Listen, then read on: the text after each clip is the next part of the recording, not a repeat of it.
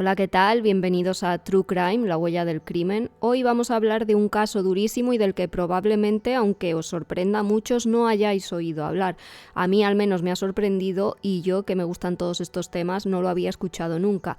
Me estoy refiriendo a los asesinatos de una niña de solo 12 años. Sí, habéis oído bien, una niña que cometió varios crímenes, en plural. Detrás de la sonrisa de Piedad Martínez se escondía la maldad. A su corta edad asesinó a sus 4 hermanos uno por uno sin que nadie supiera que aquella pequeña era la que estaba detrás de esas muertes. Digno de cualquier película de Hollywood, ¿verdad? Pues que sepáis que ocurrió en España, más concretamente en Murcia.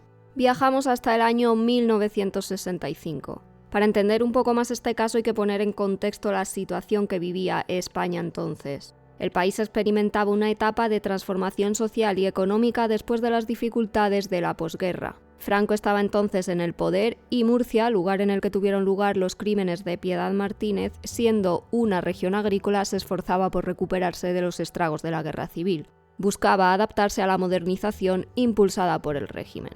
En cuanto a la vida cotidiana, la sociedad murciana reflejaba una combinación de tradición y cambio. Las estructuras familiares eran sólidas y la influencia de la Iglesia Católica era notable. La familia Martínez del Águila era una más de las que vivía en aquella Murcia de los años 60. Andrés era el padre y estaba casado con Antonia Pérez. Este hombre era el encargado de mantener a la familia. Trabajaba como albañil junto a sus hijos mayores. En aquel entonces, los más jóvenes también tenían que llevar dinero al hogar y en este caso los hermanos José Antonio y Manuel, que solo tenían 16 y 14 años respectivamente, se encargaban de ello pese a ser todavía unos adolescentes. La madre, Antonia, por su parte, trataba de conseguir algo de dinero extra haciendo recados, además de encargarse de su hogar. La familia Martínez del Águila estaba compuesta por más hermanos además de los ya citados José Antonio y Manuel, los más mayores. La siguiente en la lista de hermanos era Piedad, de 12 años. También estaban Jesús, de 10, Cristina, que tenía 8, y Manuela, de 6. Los más pequeños eran Fuensanta y Andrés, que tenían 5, Mariano, de solo 2, y María del Carmen, un bebé de solo 9 meses. Piedad, pese a que solo tenía 12 años, tenía un papel fundamental en la casa. Tenía que cuidar, atención, de sus 7 hermanos más pequeños, pues era la niña más mayor de todas las que componían la familia. Esta era una tarea muy dura porque también tenía que encargarse de la casa y además, cuando podía, como hacía su madre, trataba de aportar a la economía familiar puliendo piezas de motocicleta. En esto también colaboraban sus hermanos Jesús, Cristina y Manuela. Los únicos que no trabajaban en la casa debido a su corta edad eran Fuensanta, Andrés, Mariano y María del Carmen, pues todos ellos tenían menos de 5 años. Y ahora que ya conocéis a la familia Martínez del Águila y el marco sociocultural de la España de los 60, podemos adentrarnos en el caso.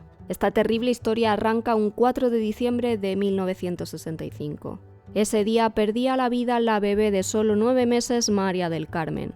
La familia, al ver inerte a la pequeña, llamó rápidamente al médico, que se desplazó hasta la casa familiar corriendo. Sin embargo, no pudo hacer nada por su vida. Cuando llegó ya era tarde. Solo pudo certificar su fallecimiento. Se determinó que la pequeña había muerto de meningitis y no se abrió investigación alguna. No chocó, en aquella época ya sabéis que las enfermedades eran muy comunes y cuadró que aquella pequeña hubiera amanecido sin vida. Andrés y Antonia tuvieron que pasar una vez más por la pena y el dolor del fallecimiento de uno de sus hijos a una edad temprana. Y es que 5 años antes perdieron a un bebé de solo 2 meses a causa de una muerte súbita. Ya habían sufrido, por tanto, en sus carnes lo que se siente al sufrir la muerte de un hijo tan pequeño. Pero apenas tuvieron tiempo para digerir el fallecimiento de la pequeña María del Carmen, pues solo 5 días después aconteció otra desgracia. Esta vez era Mariano el que amanecía sin vida y, como en el caso anterior, se puntó a la meningitis de haber acabado con la vida de este pequeño de solo 2 años. 5 días más tarde, con la muerte de Fuensanta de 5 años, la teoría de un virus o una enfermedad cebándose con la familia empieza a desvanecerse.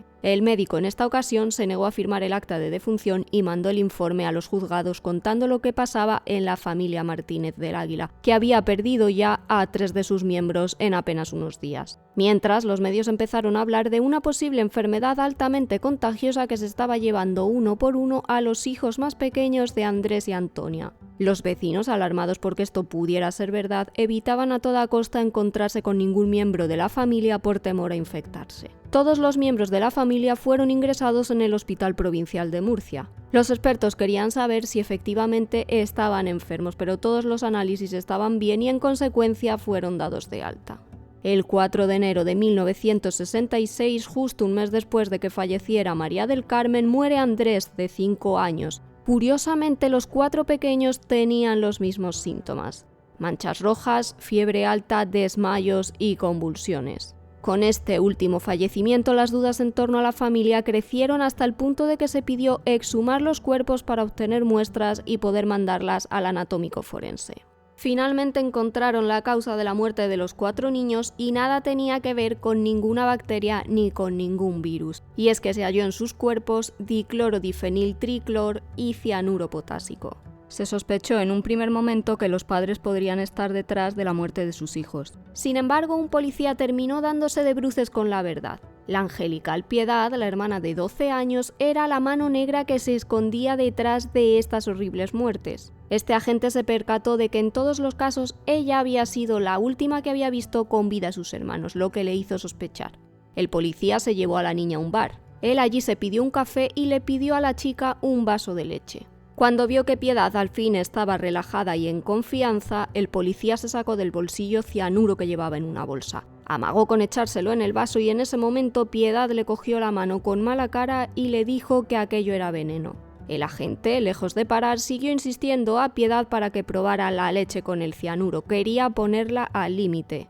Ella insistía en que no iba a probarlo y cuando bajó la guardia, el agente le preguntó que si no quería tomarlo por temor a que le ocurriera lo mismo que a sus hermanos. Entonces ella finalmente terminó confesando. «Sí, yo les maté», dijo. Aseguró que a los 3 primeros los había asesinado, atención, porque su madre se lo había pedido, pero que en el caso del último fue porque ella misma quiso. Sus propios impulsos hicieron que acabara con la vida del último hermano. Piedad, que como os he dicho trabajaba en ocasiones puliendo piezas de motocicletas, recurrió al cloro que llevaba en unas pastillas que usaba para limpiar metales. Disolvió dichas pastillas en la leche de sus hermanos y además les dio matarratas. Con esa mezcla morían en apenas media hora. Los investigadores trataron de determinar si Antonia, su madre, como había contado Piedad, tuvo algo que ver en la muerte de sus hijos. En aquel entonces, la mujer estaba embarazada y fue llevada a un hospital en el que fue retenida, motivo por el cual no fue llevada a la cárcel. El padre, por su parte, fue ingresado en un psiquiátrico para determinar si tenía algún trastorno que pudiese haber dado lugar a los crímenes. Sin embargo, ni la madre ni el padre estaban al corriente de lo que a escondidas hacía la pequeña de 12 años con sus hermanos más pequeños. Jamás pudieron superar la pena de saber que Piedad había envenenado a 4 de sus pequeños. ¿Pero qué fue de aquella niña asesina? Pues bien, parece que la niña ingresó en un hospital psiquiátrico. En el mismo dio varias versiones de lo ocurrido. Se le diagnosticó una psicopatía y a partir de ahí se le pierde totalmente la pista. Crónicas de la época apuntan que la joven fue llevada al monasterio para jóvenes descarriadas de las Oblatas en Murcia por orden del Tribunal Tutelar de Menores. Lo cierto es que nada se sabe sobre el paradero de Piedad, que de seguir viva ahora mismo tendría 71 años. Ya os lo había advertido, ¿no? Este caso es único y nos lleva a hacernos muchas preguntas. ¿Cómo un niño puede ser capaz de asesinar? Y ya no solo a uno, sino a 4 de sus hermanos. ¿Y cómo nadie pudo adivinar que Piedad estaba detrás de estos crímenes hasta tan tarde?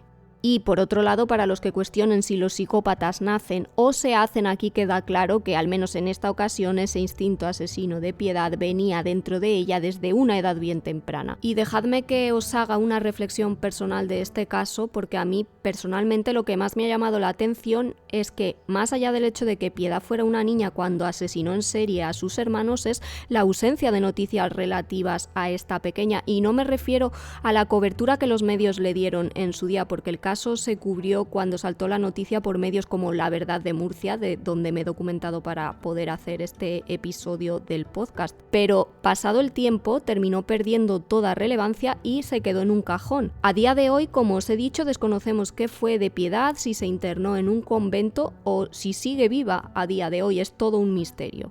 Existe en España, o esa es al menos la sensación que me da a mí, en algunos casos este tipo de velo en torno a la figura del killer en cuestión, como si se quisiera olvidar esos horrendos crímenes, casi como si no hubieran existido. Porque decidme, ¿cuántos de vosotros habíais oído hablar de Piedad, la niña envenenadora de Murcia?